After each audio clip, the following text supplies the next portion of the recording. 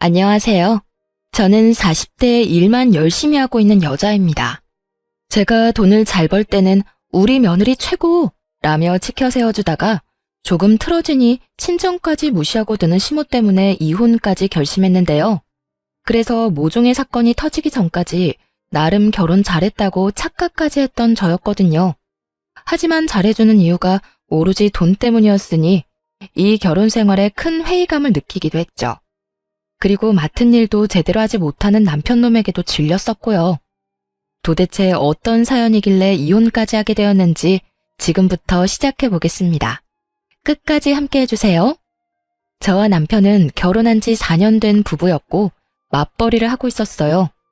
남편은 회사원이었고 저는 7년째 운영하는 사업체가 있었죠.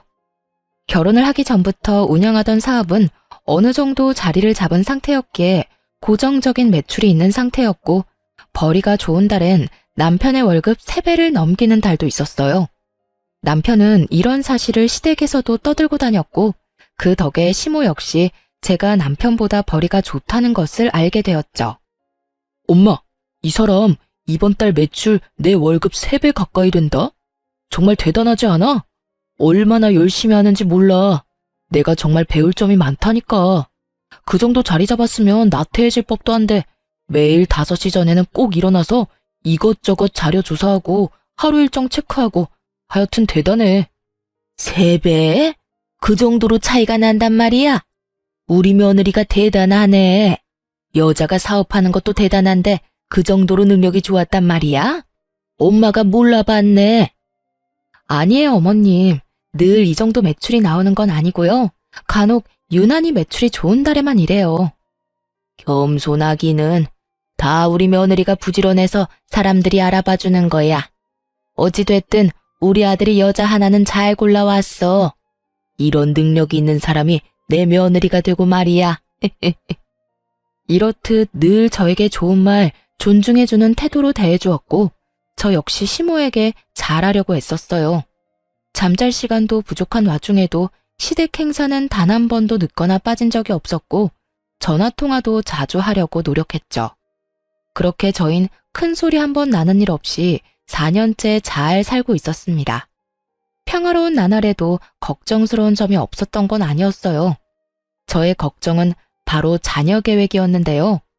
아무리 노력해도 자연 임신이 되지 않아 병원 도움이라도 받아야 하나 고민을 하게 되었죠. 여보, 우리 병원에 가볼까? 자연 임신을 할 수 있으면 좋겠지만 아무래도 힘들 것 같아. 그래서 당신만 괜찮다면 병원에 가고 싶은데 어때? 난 좀 망설여지긴 하는데 당신이 원하면 가자. 날짜 정해지면 말해줘. 나도 미리 회사에 쉰다고 해야 하니까. 알겠어. 남편이 싫다고 하면 어쩌나 했는데 생각보다 쉽게 알겠다고 하더라고요. 전 병원을 알아보며 시간을 조정하고 있던 중이었어요. 저희가 병원에 갈 예정이라는 소식을 전해 들은 시모가 연락이 왔더라고요. 여보세요? 어머님. 그래, 아가. 소식 전해 들었다. 이제 임신 준비를 한다고? 네, 이제 슬슬 준비해야 할 것 같아요. 아직 소식이 없어서요. 저희도 나이도 있으니 지금부터 노력하지 않으면 나중에 더 힘들어지지 않을까 싶어서요. 전 당연히 시모가 기뻐할 줄 알았어요. 왜 다들 시댁에선 손주를 기다리지 않나요? 하물며 저흰 결혼하고 4년째 아무 소식도 없었으니 저희가 임신을 준비한다고 하면 당연히 기뻐할 줄 알았는데 그게 아니었습니다. 너희 혹시나 우리 생각해서 임신하려고 하는 거면 그러지 않아도 된다. 요즘같이 좋은 세상에 굳이 꼭 자식이 있을 필요가 있겠니? 그냥 너희끼리 즐기면서 살아도 좋지 않겠어? 아니에요. 일 때문에 정신없어서 신경을 못 써서 그렇지. 전 딸, 아들 구분 없이 많이 낳고 싶은걸요. 이제 일은 좀 줄이고 아이 낳고 키우는 데 집중하려고요. 내가 너 그럴까봐 자식 낳지 말라는 말이야. 일을 줄이긴 왜 줄이니? 물이 들어올 때 놓쳐야지. 언제까지 네가 그렇게 잘 번다고 장담할 수도 없고 지금 잘 벌릴 때 벌어놔야 할 것 아니야. 그러니까 임신은 더 미루고 일단 돈부터 더 벌어. 제대로 선을 넘는다고 생각했어요. 다른 이유도 아닌 돈 때문에 임신을 하지 말라니. 하물며 저희가 벌어둔 돈이 없는 것도 아니고 다른 문제도 아닌 이세 문제를 이런 식으로 강요하고 나서니 황당하기도 했죠. 그 짧은 순간에 많은 생각을 했습니다. 대꾸해봤자 말만 길어질 테니 그냥 네라고 대답만 하고 한 귀로 듣고 한 귀로 흘려버릴까 하는 생각도 했지만 그건 아니라는 생각이 들었어요. 잠시 귀찮은 걸 피하자고 앞으로 더 귀찮아질 것이 뻔한 선택을 할 순 없는 노릇이었으니까요. 그래서 시모의 기분이 상하더라도 제 생각을 분명히 전했죠. 어머님, 이 문제는 저희가 알아서 할게요. 다른 문제도 아니고 이세 문제는 저희가 알아서 결정하고 책임지는 게 맞는 것 같아요. 그리고 제가 임신한다고 해서 아예 일을 쉬는 것도 아니고 일을 좀 쉰다고 한들 저희가 굶어 죽는 것도 아니에요. 그러니까 어머님도 이 문제는 저희한테 맡겨주세요, 그냥. 그런 말이 어디 있니? 집안의 어른이 하라고 하면 넌 그냥 시키는 대로 하면 되는 거야. 그리고 네가 쉬면 내 아들이 힘들어질 거 아니니? 내 아들이 힘들어지면 당연히 나한테 주던 용돈도 줄어들 거고. 그리고 애 낳고 키우는데 돈이 얼마나 많이 드는 줄이나 아니? 다 여러 사람 생각해서 하는 말이니 잔말 말고 내 말대로 해. 당시 저희는 돈 관리를 따로 하고 있었는데 제가 알기론 남편은 꽤 큰 금액의 용돈을 시댁에 주고 있었어요. 그런데 제가 임신 준비를 하겠다고 하자 자신에게 주던 용돈이 끊어질까 걱정스러웠던 시모가 불편한 기색을 드러내며 반대하고 나선 것이었죠. 이날 전 시모의 막무가내 면모를 처음 경험하게 되었고 그간 제가 봐왔던 친절하고 상냥하던 모습이 본 모습이 아니었던 걸 처음 깨달았습니다. 무조건 자신의 말을 따르라는 강압적인 모습에 깜짝 놀라기도 해서 그런 건 저희가 알아서 한다고 말하고 바로 전화를 끊어버렸어요. 그날 저녁 남편이 집으로 돌아와 한 소리를 하더라고요. 당신 우리 엄마한테 그딴 말한 게 사실이야? 우리 일은 앞으로 상관도 하지 말라고 했다며. 우리 가족 일인데 왜 어머님이 나서냐는 말까지 하면서 말이야. 어떻게 그런 식으로 말할 수가 있어? 우리 엄마는 다 당신 몸 망가지고 일에 지장 있을까봐 걱정되어서 어렵게 꺼낸 말이라고 하는데. 시모는 제가 하지 않은 말까지 덧대어 남편에게 하소연을 한 듯 했고 남편은 화가 많이 나 보였어요. 하지만 그 말을 들은 저 역시 화가 많이 났으니 시모의 막무가내 화법을 들먹이며 남편에게 전부 쏟아부어 버렸습니다. 어머님이 그래? 어머님 진짜 다시 봤네. 어떻게 내 말을 그렇게 전할 수가 있어? 난 그저 어머님이 당신 힘들다고 애도 낳지 말고 둘이서 살라고 해서 우리 문제는 우리가 알아서 한다고 했을 뿐이야. 기분 상하셨겠지. 그런데 나 역시 유쾌한 기분은 아니었거든? 어떻게 임신 준비한다는 며느리한테 임신이고 뭐고 돈이나 벌라고 말할 수 있어? 내가 무슨 돈 벌어오는 기계야? 아니잖아. 나도 당신 닮은 내 자식 낳아서 키우고 싶어. 그러면서 나도 행복하게 잘 살고 싶다고. 우리가 돈이 없는 것도 아니고 벌어둔 돈도 있고 내가 못 벌면 당신이 벌 수도 있는 거 아니야? 왜 어머님은 내가 안 벌면 우리가 당장 망할 것처럼 말씀하시는데. 그리고 뭐? 본인 용돈 끊기는 꼴은 절대로 못 본다고? 우리가 어머님 용돈 드리려고 이세 계획도 못 세우는 거야? 그런 말이 아니잖아. 엄마는 그저 우리 걱정돼서 그런 거야. 그걸 당신이 그런 식으로 받아들인 거고. 그런 식으로 받아들인 게 아니라 그런 식으로 어머님이 말한 거야. 어머님이 어떤 식으로 당신한테 나를 모함했는지는 모르겠는데 내 말에 거짓은 조금도 없으니까 믿기 싫으면 믿지 마.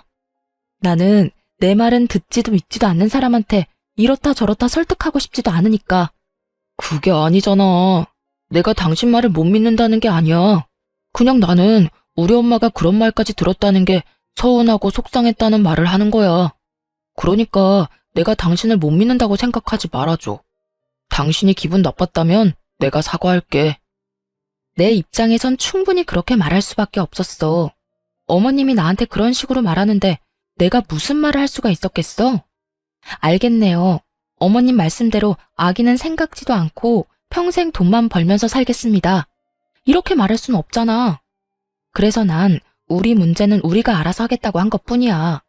당신이 속상했다고 하면 나도 미안한데 이세 문제에 어머님이 간섭하는 일은 없었으면 해. 알겠어. 충분히 이해했고, 이해도 하는데, 일단 엄마 기분이 많이 상했고, 나도 이런 기분에서 임신 준비하는 건 아닌 것 같아. 당신도 그런 상태에서 임신 준비하고 싶진 않을 거 아니야. 일단 좀 미루자. 적당한 때가 있겠지. 언성까지 높이며 대화를 나눈 결과 말도 안 되는 오해가 풀리기는 했지만 남편은 시모에게 단단히 교육을 받았는지 임신 준비는 미루자고 하더라고요. 저 역시 그런 두 사람의 모습을 보고 있으니 이세 욕심이 전부 사라지고 오히려 잘 됐다는 생각마저 들었어요. 이렇게 반대하는 환경에서 덜컥 임신이라도 하는 날엔 그 나날들이 얼마나 고단할지 굳이 길게 생각해보지 않아도 뻔했으니까요. 이세 문제는 일단락되었고 저는 다시 일을 하며 지내고 있었어요. 그런데 남편이 갑자기 말도 안 되는 통보를 해오더라고요. 여보, 나 회사 그만뒀어. 뭐? 이미 그만뒀다고? 그걸 왜 이제 말해? 왜? 회사에서 무슨 일 있었어? 아니, 그냥 문득 내가 회사에서 도대체 뭘 하고 있나 싶더라고. 지겹기도 하고 꿈도 미래도 없다는 생각도 들고 말이야. 철이 없어도 어쩌면 이렇게도 없나 싶었어요. 생각이 없어 보이기도 했고요. 어떻게 그런 말도 안 되는 이유로 상의도 없이 회사를 덜컥 그만둘 수가 있는지 그 책임감이라곤 없는 행동에 기가 차서 헛웃음이 다 나더라고요. 아니, 그게 회사를 그만둘 이유가 된다고 생각해? 그리고 그렇게 큰일은 나한테 상의 정도는 했어야지.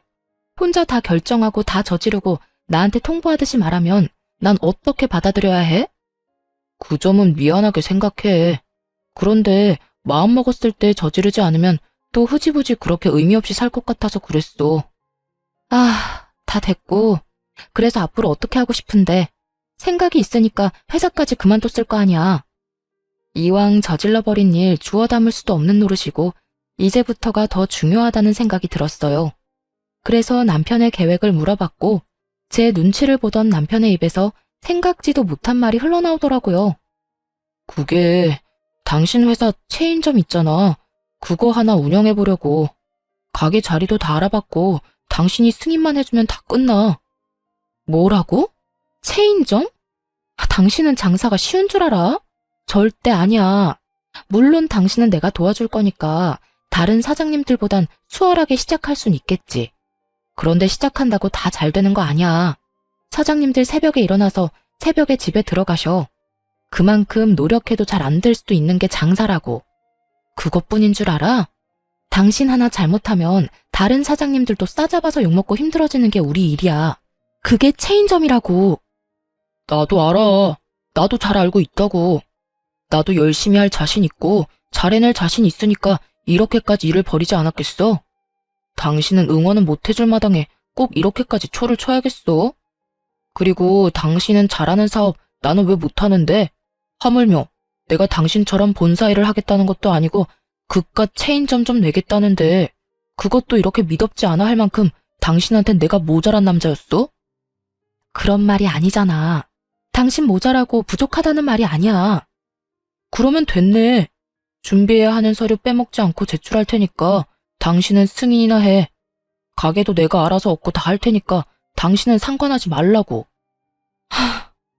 어머님은 아셔? 당신 지금 이런 계획인 거 어머님은 아시냐고. 다른 것도 아닌 돈벌이에 대해서 그렇게 예민하게 굴던 시모이니 이 사태를 알면 모르긴 몰라도 저와 함께 반대해 줄 거라 믿었는데 참 제가 바보였더라고요. 오, 알아. 엄마가 먼저 가게 해볼 생각 없냐고 했거든? 우리 엄마가 당신도 하는데 나는 왜 못하냐고 하더라. 장사하다가 잘 된다 싶으면 독립해서 당신처럼 사업이나 크게 해보라고도 했고 말이야. 그제야 이 말도 안 되는 모든 상황이 그려지더군요. 시모는 저와 다툰 후 제가 돈 좀 번다고 생색이나 낸다고 생각했던 것이고 그렇게 분노에 휩싸인 시모는 자기 아들도 사업을 안 해봐서 그렇지 하기만 하면 대박이 날 거라 믿어 의심치 않았던 것입니다. 그래서 남편에게 운을 띄우게 되었고 남편은 혹해서 회사까지 그만둬 버렸던 것이었죠. 이미 말리기는 늦었고 저렇게까지 하겠다고 하는데 참 어쩔 도리가 없더라고요. 그래서 전 남편이 하고 싶은 대로 두기로 했고 결국 남편은 대출까지 내서 가게를 차리게 되었어요. 처음에는 남편의 가게도 꽤 잘 되는 듯 했어요. 남편과 시모는 저에게 의기양양한 모습을 보이며 건방을 떨었고, 전 그런 모습을 보며 불안해지기 시작했죠. 속된 말로 개업발이라고 들어보셨죠? 왜, 장사라는 게 그렇잖아요. 처음 가게 문을 열면 지인들도 많이 오고 행사도 많이 하니 궁금해서 오는 사람들도 있기도 하고요. 그래서 순간적으로 매출이 좋은 것처럼 보이지만 그 거품이 사라지고 나면 그때부터가 정말 시작인데 두 사람은 그런 사실을 전혀 모르는 눈치였어요. 이것 봐. 내가 잘 될 거라고 했지? 사람 바글바글한 거 좀 봐라. 그러니까 말이다. 넌 다 좋은데 네가 좀 번다고 네 남편을 너무 무시하는 경향이 있어. 두고 봐라. 내 아들이 네가 관리하는 체인점 중에 매출 1위 하는 거 시간 문제일 테니까. 저도 그랬으면 참 좋겠네요. 당신, 그런데 여기 지금 당신 지인밖에 안 보여. 당신이 계속 지인 장사만 할 것도 아니고 단골 손님도 만들어야 하고 신규 손님도 만들어야 하니까 제발 잘 좀 연구해봐. 아, 진짜. 나도 그 정도는 알아. 그러니까 당신은 그 입 좀 다물어. 자꾸 초치는 말만 하지 말란 말이야. 그 순간 그 어떤 말도 하고 싶지도 않더라고요. 걱정해서 우러나온 제 호의의 말을 그저 초친다고 치부하는 남편에게 더는 아무 말도 하지 않았고, 남편의 가게는 저의 예상보다 더 빨리 하락세를 맞고 있었습니다. 그저 가게를 열기만 하면 돈을 쓸어 모을 것이라 믿어 의심치 않았던 남편의 안일한 운영에서 비롯된 당연하고도 참담한 결과였죠. 그런 와중에도 남편은 반성 따윈 하지 않고 지인들만 믿으며 여전히 가게를 방치하고 있더라고요. 심지어 어느 달부턴 납품한 물품 대금조차 지급하지 못하고 있었고요. 제 사비로 메꿔주는 것도 한두 번이지. 결국 이대로 안 되겠다고 생각하게 된 저는 결국 남편에게 입을 열었어요. 당신 가게 어쩔 거야? 가게 왜? 무슨 일 있어? 무슨 일이 없다고 생각하는 거야, 지금? 당신 적자도 그런 적자가 없는 심각한 상황이잖아. 물품 대금도 결제 못하면서 무슨 일 있냐고? 내가 내준 것만 해도 4번이야. 알고는 있어? 아, 알고 있어. 그까지 대금 얼마나 한다고 이래? 내가 다른 사람도 아니고 남편인데 그 정도는 당신이 감당해 줄 수 있는 거 아니야? 당신이 사장이잖아. 사장이라고 회사 돈 막 쓰는 줄 알아? 그런 게 횡령이라는 거야. 알아? 당신 대금 내 사비로 다 냈고 나한테도 부담스러운 금액이야. 그러니까 당신도 이제 결정을 내려. 결정? 무슨 결정? 좋은 경험했다고 생각하고 가게를 접던가 아니면 지금 가지고 있는 마인드를 다 버리거나. 당신 지금처럼 가게 운영했다간 집안 말아먹는 거 시간 문제야. 그러니까 둘 중에 결정해. 어떻게 할 거야? 남편의 입장에서 제 말이 기분 나쁠 수도 있다는 거 충분히 이해합니다. 하지만 제가 오죽했으면 이런 말까지 했을까요? 저도 수없이 고민하다 꺼낸 이야기인데 남편은 귓등으로도 듣지 않고 화를 버럭 내며 이렇게 말하더라고요. 내 일이야, 내 가게고. 당신이 상관할 바가 아니라고. 죽이 되든 밥이 되든 내가 다 알아서 잘할 거니까 당신은 상관하지 마. 나도 그랬으면 좋겠지만 그렇게는 못해. 당신이 말했다시피 내가 본사 대표고 당신은 내가 관리해야 하는 점주야. 당신 하나 망하는 거 아무런 상관없어. 그런데 당신이 매장 관리를 그따위로 해서 매장 이미지가 무너지는 건 절대 안 돼. 그건 죽을 만큼 노력하는 다른 사장님들한테도 피해가 되는 일이니까. 그러니까 계속 하고 싶으면 당신도 죽을 만큼 노력해. 공든 탑, 당신이 한 번에 무너뜨리지 말란 말이야. 알겠어? 알겠어, 알겠다고. 그러니까 그 잘난 척 좀 그만해. 듣기 싫어 죽겠어, 아주. 내가 다 알아서 해. 그래, 알겠어. 당신이 다 알아서 한다니까 하는 말인데 앞으로 내 사비로 당신 도와주는 일은 없을 거야. 당장 다음 달부터 대금 밀리면 봐주는 거 없이 경고니까 알아서 해. 경고 3번이면 가게 빼야 하는 거 알지? 난 분명 말했다. 남편은 그런 저의 말을 따라하며 조롱까지 했고 전 그런 남편을 보며 실망감과 함께 우리의 끝이 다가오고 있다는 것을 어렴풋이 느끼게 되었습니다. 그렇게 남편과 저의 사이는 걷잡을 수 없이 멀어져 갔고 저 역시 상황이 점점 어려워졌어요. 일은 일대로 가정은 가정대로 힘이 드는 상태이니 제 사업에도 적신호가 들어오기 시작했어요. 적신호의 가장 큰 원인이 되었던 건 다름 아닌 남편의 매장이었는데 매장 운영을 개판으로 하니 그 평판이 바닥에 떨어져 버린 것이었죠. 그 피해는 다른 매장까지 옮겨가게 되었고 그 결과가 고스란히 회사 매출로 온 것이었죠. 결국 전 남편에게 전화를 걸어 화를 내게 되었고 남편은 그제야 상황의 심각성을 받아들이는 듯 했어요. 당신 진짜 이런 식으로 할 거면 간판 내려. 당신 때문에 지금 줄줄이 다 문 닫게 생겼다고. 거기엔 나도 포함이고. 그리고 메뉴 레시피를 당신 마음대로 바꾸면 어쩌자는 거야? 왜 당신 지점만 별점이 이렇게 낮냐고. 아니 그리고 도대체 직원 교육을 어떻게 했길래 직원이 손님한테 인사도 안 하고 계산도 해주지 않는다는 말이 나와? 그것뿐인 줄 알아? 위생관리도 지적 나오고 있어. 테이블 끈적거리고 식기도 더럽다고 하는데 누가 그런 식당에 가고 싶겠어? 지금 난리가 났으니까 이딴 식으로 할 거면 간판 내리고 다른 일 해. 알겠어? 알겠어. 지금 바로 매장 가서 직원 교육할게. 아니, 지금 당신 매장에 없어? 이 난리통에 당신은 어디에 있는 건데? 이따위로 하려고 회사까지 그만두고 가게 연 거야? 도대체 당신은 무슨 생각을 가지고 사는 거야? 말했지. 당신 하나 망하는 건 아무 상관도 없다고. 빨리 이 사태 해결해. 나 진짜 가만 안 있어. 엄마랑 밥 먹는다고 잠시 나왔던 것뿐이야. 지금 다 먹어가니까 얼른 들어가 볼게. 지금 본인 때문에 다른 사장님들은 피눈물을 흘리게 생겼는데 정작 당사자인 남편놈은 한가하게 외식이나 하고 있다는 말을 듣는데 정말 욕을 퍼부어주고 싶은 심정이었어요. 어쩌면 둘 다 책임감이라곤 찾아볼 수도 없을 뿐더러 생각조차 없어 보이는 남편놈을 보며 머리는 왜 달고 다니는 것인지 궁금해질 지경이었어요. 그 후 남편은 모든 제 말이 진심이라는 것을 그제야 깨달은 것인지 가게에 신경을 쓰는 듯 하더라고요.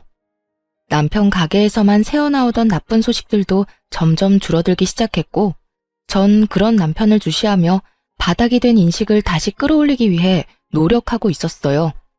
그것만 해도 정신없이 바쁜데 시모까지 나서기 시작하더군요.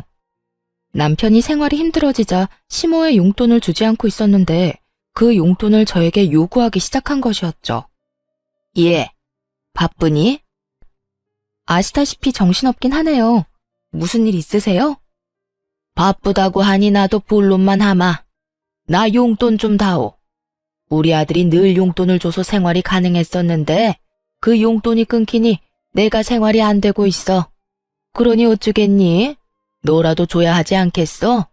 며느리도 자식이잖니.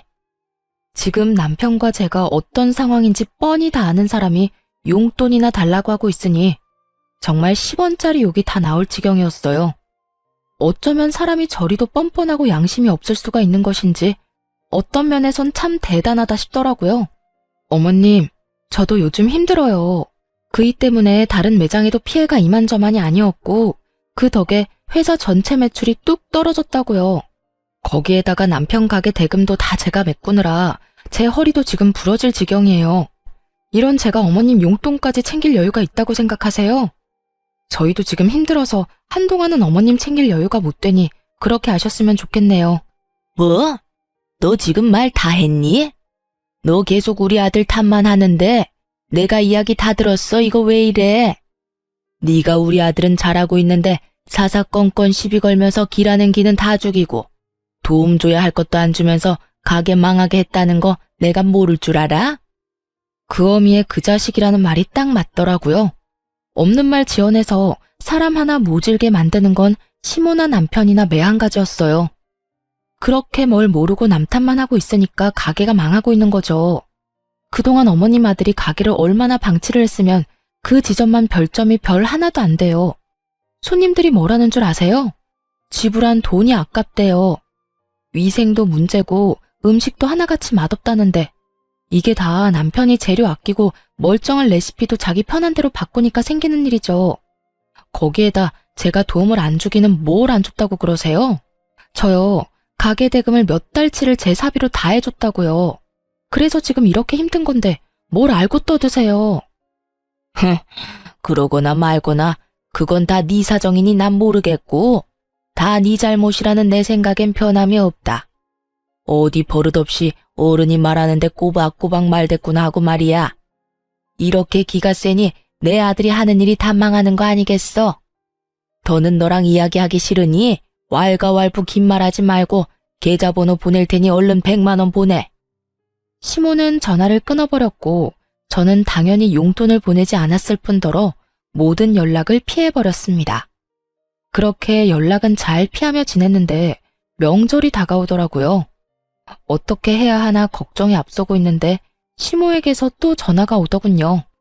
다른 때 같았다면 그냥 무시했겠지만 명절을 앞두고 있기도 하고 도대체 무슨 말을 하고 싶어 이리도 연락이 오나 싶어 전화를 받게 되었습니다.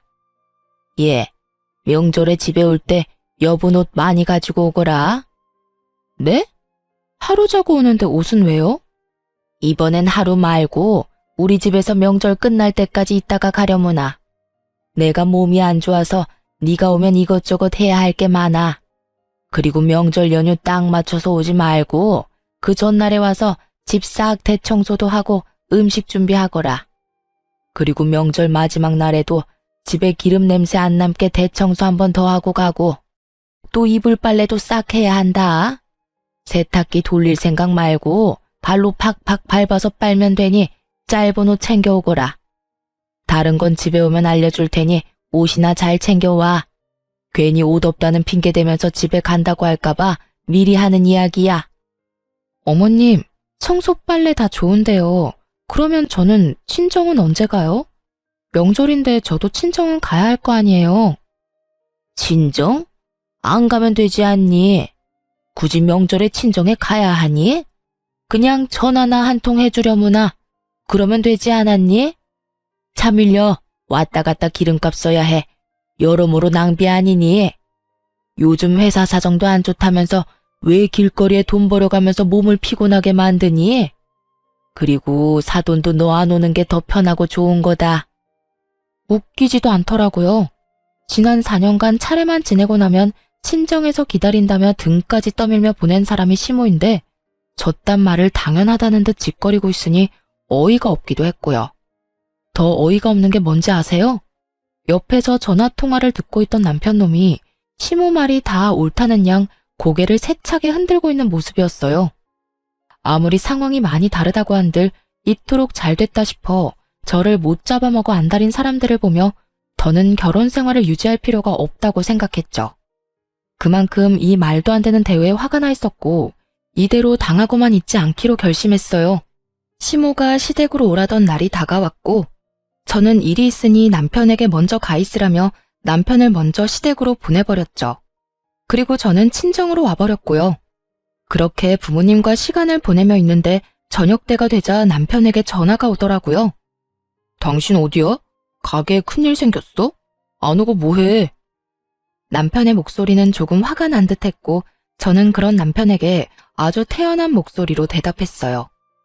나 여기 친정인데 왜? 뭐 친정? 지금 왜라는 말이 나와? 오늘 우리 집에 와서 빨래랑 청소해준다고 했었다며. 그런 사람이 지금 친정엔 왜 가 있는 거야? 우리 집에 내가 와 있는 게 그렇게 놀랄 일이야? 이렇게 화낼 일이냐고. 아, 청소랑 빨래 때문이야? 그건 당신이 해야지. 당신 부모님이 지내는 집이고 당신 부모님이 깔고 덮는 이불인데 나보단 당신이 해야 하는 게 더 맞지 않아? 너 진짜 왜 이래? 머리라도 다친 거야? 당장 못 와. 명절이 코앞인데 며느리가 시댁에 와야지. 친정에 가 있으면 어쩌자는 거야? 어쩌긴 어째. 각자 집에서 명절 보내면 되지. 어머님이 이런 말을 하더라고. 친정에는 안 가도 된다. 차도 밀리고 왔다 갔다 기름값 낭비라고. 들어보니 맞더라고. 요즘 당신 덕분에 회사 사정도 안 좋은데 내가 굳이 기름값까지 버려가며 시댁 가서 몸고생 마음고생 할 필요가 없겠더라고. 그래서 그냥 바로 친정에 왔어. 난 여기서 좀 쉴 테니까 당신 엄마한테 말 좀 전해줄래? 명절 당일에 안부 전화 드릴 테니까 그때 통화하자고. 그러면 끊자. 야, 아니, 당신 지금 좀 흥분한 것 같은데. 오늘은 친정에서 쉬고 내일은 꼭 와. 알겠어?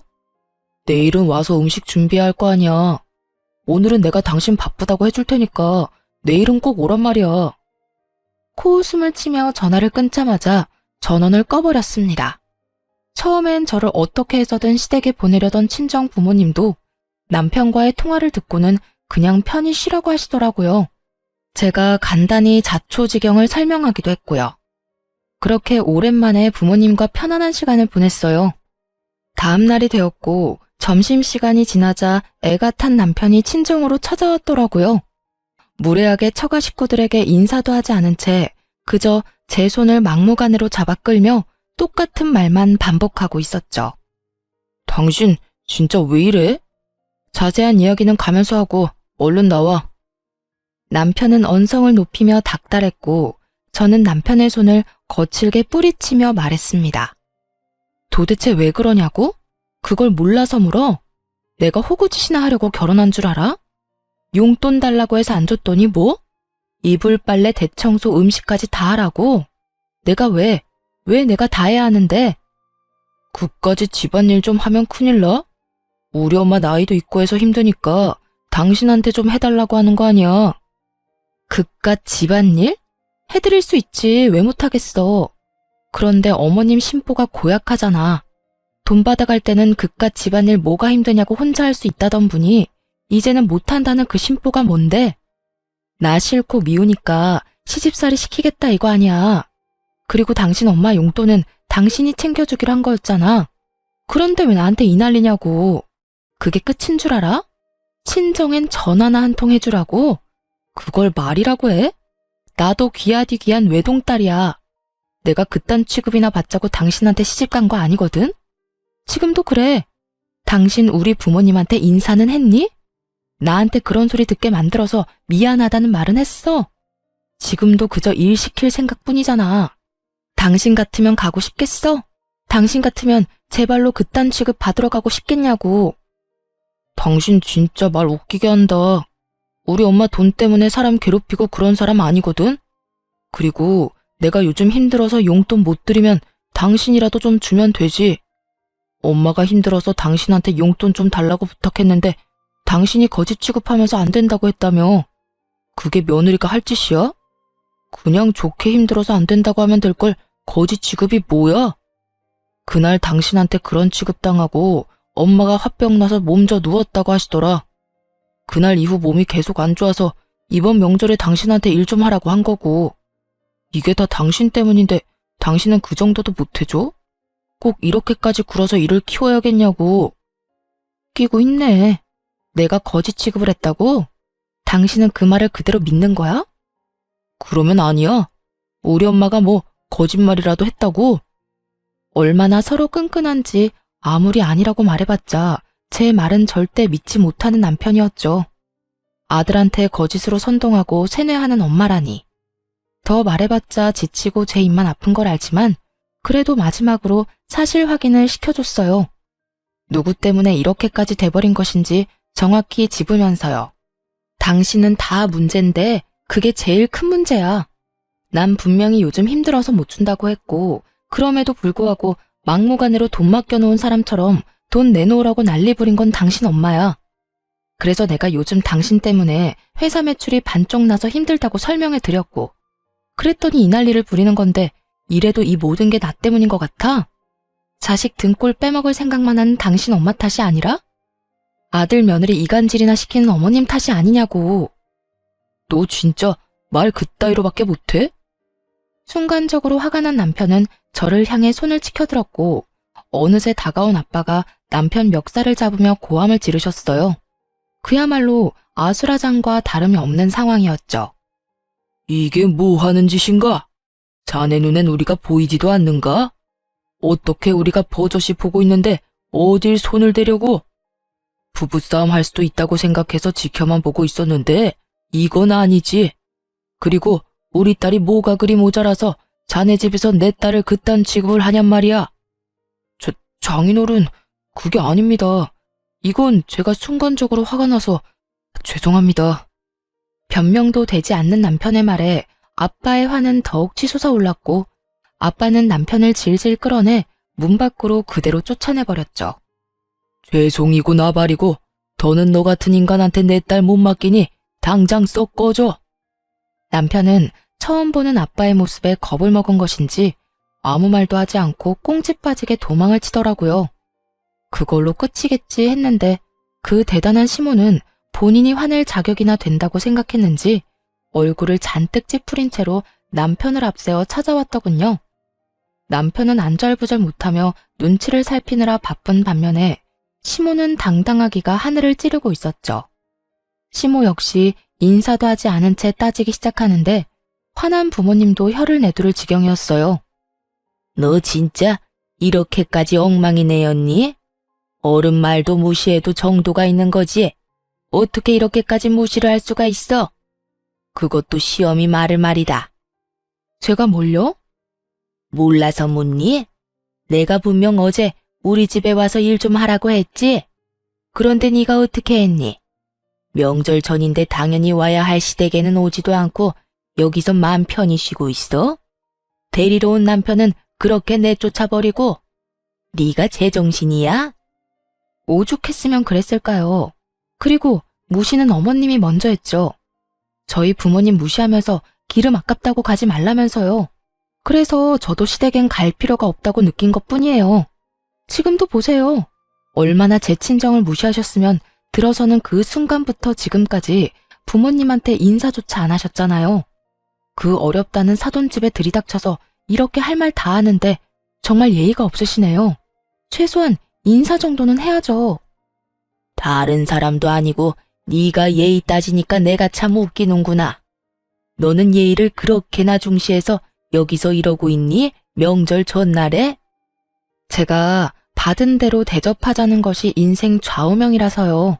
받은 예의와 대접이 없어서 그렇게 돌려드린 것뿐이에요. 그러니까 제 탓을 하지 말고 어머님이 저한테 어떻게 행동했는지 어떤 말 했는지부터 잘 생각해 보세요. 이년이 진짜 너 말 다 했어? 너 내가 오냐오냐 해줬더니 어른 무서운 줄 모르는 것 같은데 내가 그 버르장머리를 싹 뜯어 고쳐주마. 당장 따라 나와.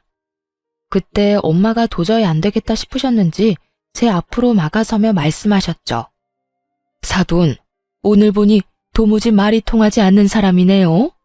사돈이 이런 식으로 내 딸을 잡아대는 걸 봤는데 우리가 호랑이 굴에 보낼 수는 없죠. 좋은 말로 할 때 당장 아들 데리고 나가세요. 아니, 그쪽 딸 하는 행동 좀 보세요. 어른 알기를 뭐같이 알고 무시하는 꼴을 좀 보라고요. 하긴 얘가 뭘 보고 배워서 이 모양 이 꼴인지 저도 오늘에서야 알긴 하겠네요. 열심히 비아냥거리는 시모의 말에 엄마 역시 웃으며 반격하고 나섰어요. 그러게요. 우리 딸은 날 보고 배워서 저리 똑소리가 나는데 사돈 아들이야말로 저래서 되겠어요? 자기 마누라가 이렇게 당하는데 눈치만 살피고 있는 꼴도 한심한데 바깥 일도 제대로 못한다고 하던데 사돈도 참 걱정이 많겠어요. 아니, 오히려 기뻐하려나? 그따위로 무능하게 사니 거울 보는 것 같아 기쁘실 수도 있겠어요, 사돈. 전 딸 키우면서 단 한 번도 무능이라는 단어를 써본 적이 없어서 궁금하기도 하네요. 어떤 기분인가요? 자식이 무능해서 자기 마누라 등골이나 빼먹는 모습을 지켜보는 거요. 정말 궁금해서 물어보는 거예요. 시모는 터질 것 같은 얼굴로 노려보기만 할 뿐 더 이상 말을 꺼내지 못하더라고요. 엄마가 이렇게까지 나올 거라 생각 못했나 봐요. 아빠 역시 시모를 째려보며 옆에서 염라대왕처럼 무서운 얼굴을 하고 있으니 기에 눌려 말을 못했겠죠. 그 순간 조용히 있던 남편이 나서더라고요. 아주 지 엄마 당하는 건 절대 못 보는 인간이더군요. 남편이 뒤늦게 말리기 시작했지만 소용없는 짓이었죠. 두 분 다 그만하시고 제가 다 잘못했어요. 제가 다 잘못했으니 제발 그만 좀 싸우세요. 네가 뭘 잘못했다고 그래? 엄마 좀 그만해. 이러려고 나한테 여기 오자고 한 거야? 엄마가 계속 이러면 곤란해지는 건 나란 걸 왜 몰라. 나 요즘 일도 그렇고 힘든 거 알잖아. 그까지 가게 제 도움 없으면 망하기라도 한다니? 그런 것도 아니잖아. 시모는 참 아무것도 모르더군요. 제 도움이 없다면 망하기 일보 직전이라는 사실을 전혀 모르는 눈치였고 당황한 남편은 급하게 시모의 입을 막기 시작했죠. 자네, 가만히 있어 보게. 자네 엄마가 할 말이 많으신 듯한데 어디까지 하나 드러나 보세. 그리고 자네는 좀 이따가 나랑 이야기 좀 하고. 시모는 아빠의 말이 끝나자마자 손에 닿는 모든 물건을 내팽겨치며 난동을 부리더군요.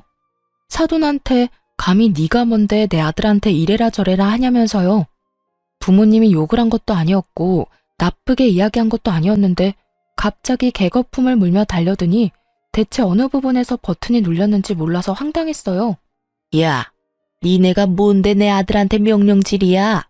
가만 보니 지금껏 쌍으로 내 아들 겁주고 괴롭혔지? 안 봐도 비디오지. 불쌍한 내 아들만 찍소리 못하고 당하고 살았겠지. 하여튼 인연이 문제야. 여자 하나 잘못 들어와 우리 아들 기나 꺾고 말이야. 아들, 당장 전현이랑 이혼해. 내가 너 가만 안 둬.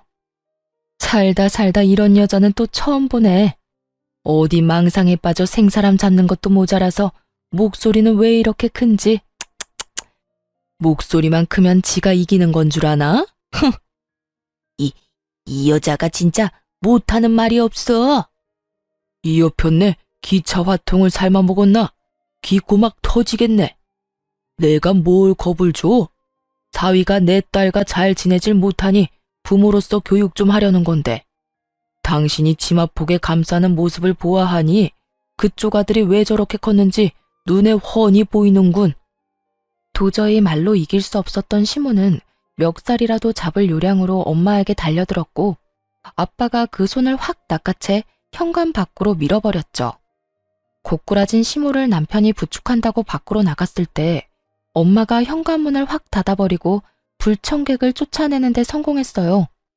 문은 굳게 닫혀버렸고 화가 잔뜩 난 시모가 문을 쾅쾅 두드리며 욕을 해대더군요. 남편은 그런 시모를 말리고 있었고요. 야, 너네 내가 진짜 가만 안 둬? 감히 날 이딴 취급을 해?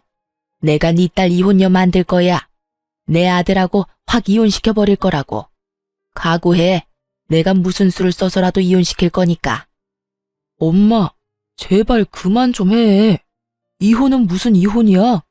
나는 이혼할 생각도 없는데 엄마가 왜 나서서 그런 말까지 하냐고.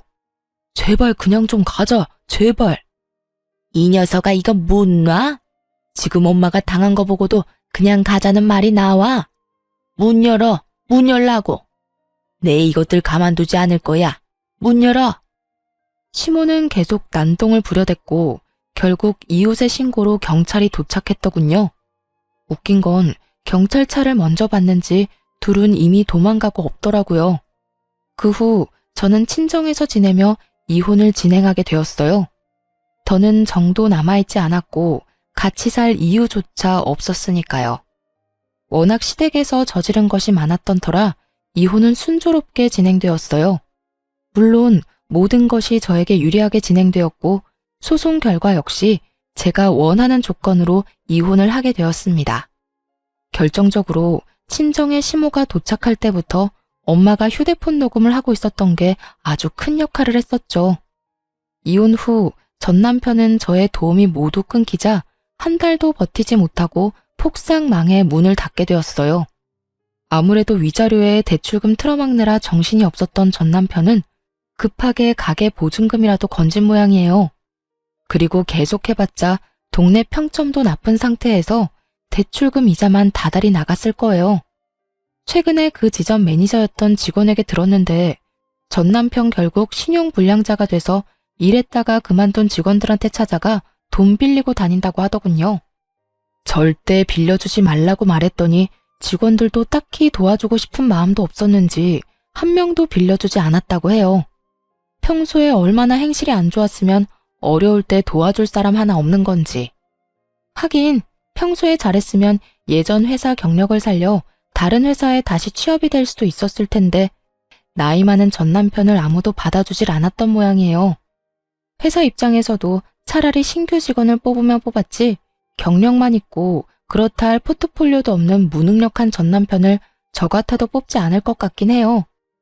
결국 경력만 믿고 호기롭게 그만뒀던 전 남편은 가게도 망하고 말 그대로 낙동강 오리알 신세가 되어버렸죠. 전 시무는 그런 아들 꼴을 지켜보며 정말 화병이 생겨 자리 깔고 몸져 누워버렸다는 소식도 들을 수 있었고요. 저는 여전히 회사를 운영하며 잘 지내고 있습니다. 전 남편이 실추시킨 프랜차이즈 이미지를 다시 제자리로 돌려놓느라 많은 시간과 노력이 필요했지만 새로운 메뉴 출시와 파격적인 이벤트로 매출을 올리는 데 성공했죠. 다시 제자리를 잡아가고 있어요. 오늘 이 사연을 마지막으로 과거는 잊고 새로운 마음가짐으로 살아보려고 해요. 앞으로 행복하게 잘 살 수 있도록 더 열심히 살아가 보려고요. 다들 응원해 주실 거죠? 그러면 저는 물러가 보겠습니다. 지금까지 저의 긴 사연 함께 해주셔서 감사합니다. 행복하세요.